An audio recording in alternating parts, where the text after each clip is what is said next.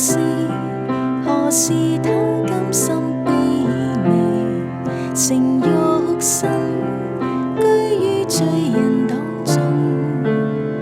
但我確知無盡的愛因他賜下，為救眾生出悲苦與黑暗。神曾預告他將出生在伯利恆，為誰料到他生於馬槽？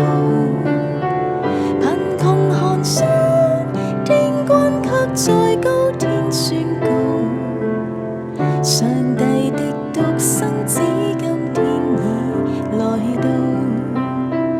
沒法解釋何時他充當工匠，沉默半生棲身在拿撒勒，直到那天時候充足放出來，在那海邊宣講天國真理。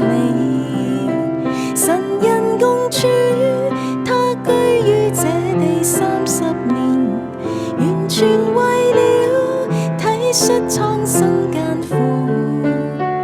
猶如神星，基督賜下新生之棒，上帝的獨生子將真愛傳遍，病痛創傷全被他恩手醫治，勞累困苦因他得了安息。但那晚間猶大將恩主出賣，十架使他心悲傷也驚震。群羊瞎眼竟不知這是好牧人，還愚弄他，給他荊棘冠冕，無言無聲，他忍受慘痛極刑。上帝的獨生子擔當世人罪債，萬世救主，墳墓豈可將他困住？